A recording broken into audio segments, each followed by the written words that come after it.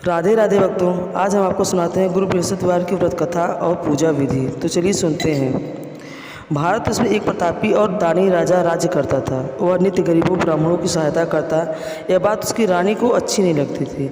वह न ही गरीबों को दान देती, न ही भगवान का पूजन करती और न राजा को भी दान देने को मना किया करती थी। एक दिन राजा शिकार खेलने वन में गए हुए थे तो रानी महल में अकेली थी। उसी समय बृहस्पति साधु के वेश में राजा के महल में भिक्षा के लिए गए और भिक्षा मांगी। रानी ने भिक्षा देने से इनकार किया और कहा, हे साधु महाराज, जो दान पुण्य से तंग आ गई हूँ। मेरा पति सारा धन लुटाते रहते हैं। मेरी इच्छा है कि हमारा धन नष्ट हो जाए, फिर न रहेगा बाँस न बजेगी बाँसुरी। साधु ने कहा, हे देवी, तुम तो बड़ी विचित्र हो। धन और संतान से सभी चाहते हैं। पुत्र और लक्ष्मी तो पापी के घर में भी होनी चाहिए। यदि तुम्हारे पास अधिक धन है तो भूखे को भोजन दो, प्याओं के लिए लगवाओ, मुसाफिरों के लिए धर्मशाला खुलवाओ। जो निर्धन अपनी कुंवारी कन्याओं का विवाह नहीं कर सकते हैं उनका विवाह करा दो। ऐसा और कई काम हैं जिनके करने से तुम्हारा यश लोक परलोक में फैलेगा। परंतु रानी पर उपदेश का कोई प्रभाव न पड़ा। वह बोली, महाराज, आप मुझे कुछ न समझाएं। मैं ऐसा धन नहीं चाहती जो हर जगह बांटती फिरूं। साधु ने उत्तर दिया, तुम्हारी ऐसी इच्छा है तो तथास्तु, तो ऐसा ही करना। बृहस्पतिवार को घर को लीप कर पीली मिट्टी से अपना सिर धोकर स्नान करना, भट्टी चढ़ाकर कपड़े धोना। ऐसा करने से आपका सारा धन नष्ट हो जाएगा। इतना कहकर साधु महाराज वहाँ से आलोप हो गए। साधु के कहे अनुसार कई बातों को पूरा करते हुए रानी को केवल 3 बृहस्पतिवार ही बीते थे कि उसका समस्त धन संपत्ति नष्ट हो गए। भोजन के राजा परिवार तरसने लगा। तब एक दिन राजा ने रानी से बोला, हे रानी, तुम यहीं रहो, मैं दूसरे देश को जाता हूँ, क्योंकि यहीं पर सभी लोग मुझे जानते हैं, इसलिए मैं कोई छोटा कार्य नहीं कर सकता। ऐसा कहकर राजा परदेश चला गया। वहाँ जंगल में लकड़ी काटकर और शहर में बेचता, इस तरह अपना जीवन व्यतीत करने लगा। इस राजा के परदेश जाते ही रानी और दासी दुखी रहने लगी। एक बार जब रानी और दासी को 7 दिन तक बिना भोजन के रहना पड़ा तो रानी ने अपनी दासी से कहा, दासी, पास ही नगर में मेरी बहन रहती है, वो बड़ी धर्मान है, तो उसके पास जाओ, कुछ ले आ, ताकि थोड़ी बहुत गुजर बसर हो जाए। दासी रानी की बहन के पास गई। उस दिन गुरुवार था और रानी की बहन उस समय बृहस्पतिवार का व्रत कथा सुन रही थी। दासी ने रानी की बहन को अपनी रानी का संदेश दिया, लेकिन रानी की बड़ी बहन कोई उत्तर नहीं दिया। जब दासी को रानी की बहन से कोई उत्तर न मिला तो बहुत दुखी हुई और उसे क्रोध भी आया। दासी ने वापस आकर रानी को सारी बात बता दी। सुनकर रानी ने अपने भाई को कोसा।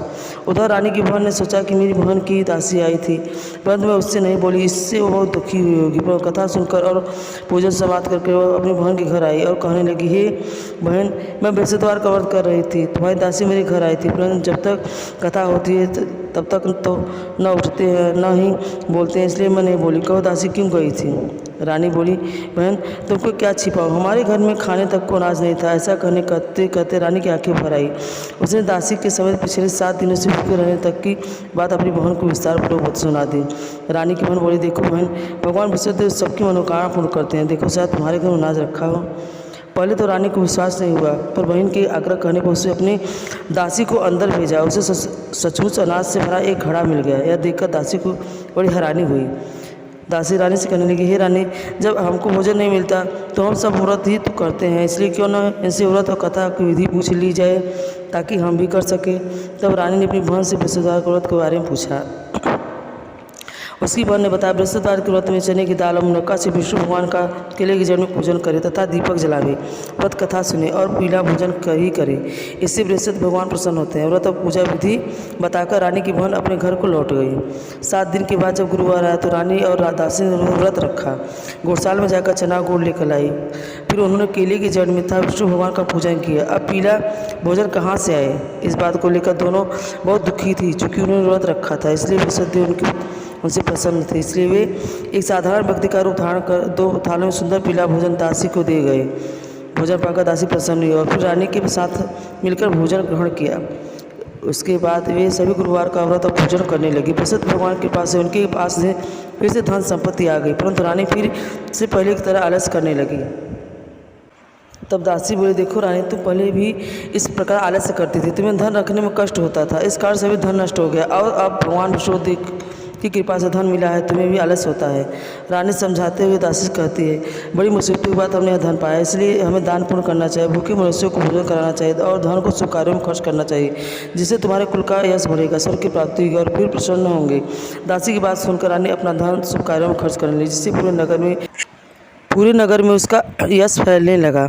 एक दिन राजा दुखी होकर जंगल में एक पेड़ के नीचे आसन जमा कर बैठ गया। वह अपनी दशा को याद करके व्याकुल होने लगा। बृहस्पतिवार का दिन था। एकाएक उसने देखा कि एक निर्जन वन में एक साधु प्रकट हुआ। वह साधु के वेश में स्वयं बृहस्पति देवता थे। लकड़हारे के सामने आकर बोले, हे लकड़हारे, इस सुनसान जंगल में तू चिंता में मग्न क्यों बैठा है? लकड़हारे ने दोनों हाथ जोड़कर प्रणाम किया। उत्तर दिया, महात्मा जी, आप सब कुछ जानते हैं, मैं क्या कहूँ, कहकर रोने लगा और साधु को अपनी आत्मकथा सुनाई। महात्मा जी ने कहा, तुम्हारी स्त्री ने बृहस्पतिवार के दिन बृहस्पति भगवान का निरादर किया है, जिसके कारण रुष्ट होकर उन्होंने तुम्हारी यह दशा कर दी। अब तुम चिंता दूर करके मेरे कहने पर चलो, तुम्हारे सब कष्ट दूर हो जाएंगे और भगवान से कहने से भी अधिक संपत्ति देंगे। तुम बृहस्पतिवार के दिन कथा किया करो। 2 पैसे के चने मुनक्का लाकर उसका प्रसाद बनाओ और शुद्ध जल से लोटे में शक्कर मिलाकर अमृत तैयार करो। कथा के पश्चात अपने सारे परिवार को सुनने वाले प्रेमों से अमृत व प्रसाद बांटकर आप भी ग्रहण करो। ऐसा करने से भगवान तुम्हारी सबका मनोकामना पूर्ण करेंगे। साधु को ऐसा वचन सुनकर लकड़हारा बोला, हे प्रभु, मुझे लकड़ी बेच के इतना पैसा नहीं मिलता जिससे भोजन के उपरांत कुछ बचा सकूं। मैंने रात्रि में अपनी स्त्री को व्याकुल देखा है और मेरे पास कुछ भी नहीं जिससे मैं उसकी खबर मंगा सकूं। साधु ने कहा, हे लकड़हारे, तुम किसी बात की चिंता मत करो। बृहस्पतिवार के दिन तुम रोजाना की तरह लकड़ियाँ लेकर शहर को जाओ। तुमको रोज से दुगुना धन प्राप्त होगा। इससे तुम भलीभांति रोज भोजन कर लोगे, तब बृहस्पति देव की पूजा का सामान भी आ जाएगा। इतना कहकर साधु अंतर ध्यान हो गए। धीरे धीरे समय व्यतीत होने लगा। फिर वही बृहस्पतिवार का दिन आया। लकड़हारा जंगल से लकड़ी काटकर किसी शहर में भेजने लगा। उसी दिन से अधिक पैसा मिला। राजा ने चना गुड़ आदि लाकर गुरुवार को व्रत किया। उस दिन से उसके सभी क्लेश दूर हो गए। परंतु जब दोबारा गुरुवार का दिन आया तो बृहस्पति भगवान का व्रत करना भूल गया। इस कारण बृहस्पति भगवान नाराज हो गए। उस दिन उसके नगर के राजा ने विशाल यज्ञ का आयोजन किया तथा शहर में घोषणा करा दी कि कोई मनुष्य अपने घर में भोजन न बनावे, आग न जलावे, समस्त जनता मेरे यहाँ भोजन करने आए। इस आज्ञा को जो नहीं मानेगा उसे फांसी की सजा दी जाएगी। इस तरह की घोषणा संपूर्ण नगर में करवा दी गई। राजा के आज्ञा अनुसार शहर के सभी लोग भोजन करने गए, लेकिन लकड़हारा कुछ देर से पहुंचा। इसलिए राजा उसको अपने साथ घर लिवा ले गए और ले जाकर भोजन करा रहे थे तो रानी की दृष्टि उस खूंटी पर पड़ी जिस पर उसका हार लटका हुआ था। वहाँ पर दिखाई नहीं दिया। रानी ने निश्चय किया कि मेरा हार इस मनुष्य ने चुरा लिया है। उसी समय सिपाही को बुलाकर उसको कारागार में डलवा दिया। जब लकड़हारा कारागार में पड़ गया और बहुत दुखी हो विचार करने लगा कि न जाने कौन से पूर्व जन्म के कर्म से मुझे दुख प्राप्त हुआ है, और उसी साधु को याद करने लगा जो कि जंगल में मिला था। उसी समय तत्काल विश्व साधु के रूप में प्रकट हुई और उसकी दशा को देखकर कहने लगी, अरे मूर्ख, तूने बृहस्पति देव की कथा नहीं करी, इस कारण तुझे दुख प्राप्त हुआ है। अब चिंता मत कर। बृहस्पतिवार के दिन कारागार के दरवाजे पर 4 पर्चे पड़े मिलेंगे। उनसे तू बृहस्पति देव की पूजा कराते सभी कष्ट दूर हो जाएंगे। बृहस्पतिवार के दिन उसे 4 पर्चे पड़े मिले।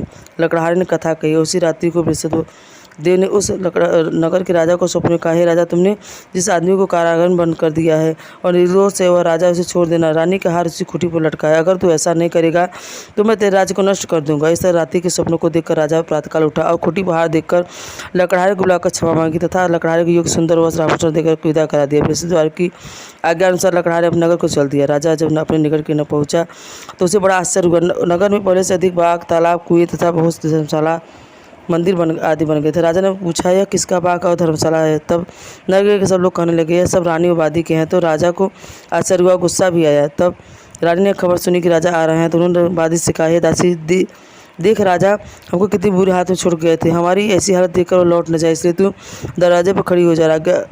आज्ञा अनुसार दासी दरवाजे पर खड़ी हो गई। राजा आया तो उन्हें अपने साथ लिवा लाई। तब राजा ने क्रोध करके अपनी दासी से पूछा कि धन तुम्हें कैसे प्राप्त हुआ है? तब उन्होंने कहा, हमें यह धन बृहस्पति देव की व्रत के प्रभाव से प्राप्त हुआ है। राजा ने निश्चय किया कि 7 रोज बाद सभी बृहस्पति देव का पूजन करते हैं, परंतु मैं प्रतिदिन दिन में 3 बार कहानी तथा रोज व्रत किया करूँगा। हर समय अब राजा की दुपट्टे में चने की दाल बधी रहती था। दिन में 3 बार कहानी खाता। एक रोज राजा विचार किया कि चलो अपनी बहन के यहाँ हो आवे। इस तरह निश्चय कर राजा घोड़े पर सवार हो अपनी बहन के यहाँ को चलने लगा। मार्ग में उसने देखा कि कुछ आदमी एक मुर्दे को लिए जा रहे थे। उन्हें देखकर राजा कहने लगा, हे भाइयों, मेरी बृहस्पति देव की कथा सुन लो। भी बोले, लो हमारा तो आदमी मर गया, इसको अपनी कथा की पड़ी। परंतु कुछ आदमी बोले, अच्छा कहो, हम तुम्हारी कथा भी सुन लेंगे। राजा ने दाल निकाली और जब कथा आदि हुई कि मुर्दा हिलने लगा, और जब कथा समाप्त हो गई तो राम राम करके मनुष्य उठकर खड़ा हो गया। आगे मार्ग में से एक किसान खेत में हल चलाता मिला। राजा ने उसे देखा और उससे बोले, अरे भैया, तुम मेरी बृहस्पति देव की कथा सुन लो। किसान बोला, जब तक मैं तेरी कथा सुनूंगा तब तक 4 हरिया जोत लूँगा, जा अपनी कथा किसी और को सुना। इस तरह राजा आगे चलने लगा। राजा खड़ते बैल पछाड़ खाकर गिर गए तथा किसान के पेट में बड़ी जोर का दर्द होने लगा। उस समय उसकी माँ रोटी लेकर आई। उसने जब यह देखा तो अपने पुत्र से सब हाल पूछा और बेटे ने सभी हाल कह दिया। बुढ़िया दौड़ी दौड़ी घुड़सवार के पास गई और उससे बोली कि मैं तेरी कथा सुनूंगी, तू अपनी कथा मेरे खेत पर चलकर ही कहना। राजा ने बुढ़िया के खेत पर जाकर कथा कही, जिसके सुनते वह बैल उठ खड़े हुए। किसान के पेट का दर्द भी बंद हो गया। राजा अपनी बहन के घर पहुंचा। बहन ने भाई की खूब मेहमानी की। दूसरे रोज राजा प्रातःकाल जगा। राजा जगा तो देखने लगा कि सब लोग भोजन कर रहे हैं। राजा अपनी बहन से कहा, ऐसा कोई मनुष्य है जिसने भोजन नहीं किया हो, मेरी बृहस्पतिवार की कथा सुन ले। बहन बोली, भैया यह देश ऐसा है कि पर यहाँ लोग भोजन करते हैं, बाद में अन्य काम करते हैं। अगर कोई पड़ोस में हो तो देख आऊँ। ऐसा कहकर देखने चलेगी, परंतु उसे कोई ऐसा व्यक्ति नहीं मिला जिसने भोजन नहीं किया हो। तब वह एक कुम्हार के घर गई जिसका लड़का बीमार था। उसे मालूम हुआ कि उसके यहाँ 3 रोज से किसी ने भोजन नहीं किया है। रानी ने अपने भाई की कथा सुनने के लिए कुम्हार से कहा। वह तैयार हो गया। राजा ने जाकर बृहस्पतिवार की कथा कही, जिसको सुनकर उसका लड़का ठीक हो गया। अब तो राजा की प्रशंसा होने लगी। एक रोज़ राजा अपनी बहन से कहा, हे बहन, हम अपने घर को जाएंगे, तुम भी तैयार हो जाओ। राजा की बहन ने अपनी सास से कहा। सास ने कहा, हाँ चली जा, परंतु अपने लड़कों को मत ले जाना, क्योंकि तेरे भाई की कोई औलाद नहीं है। बहन ने अपने भैया से कहा, भैया मैं तो चलूँगी, पर कोई बालक नहीं जाएगा। राजा बोला, जब कोई बालक नहीं चलेगा तब तुम ही क्या करोगी। बड़े दुखी मन से राजा अपने नगर को लौट आया। राजा ने अपनी रानी से कहा, हम निर्वंशी हैं, हमारा मुँह देखने का धर्म नहीं है, कुछ भोजन आदि नहीं किया।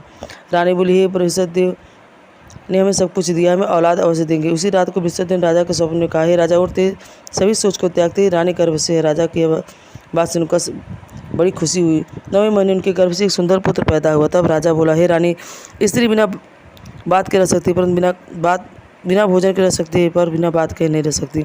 जब मेरी बहन आवे तो मुझसे कुछ कहना मत। रानी सुनकर हाँ कर दिया।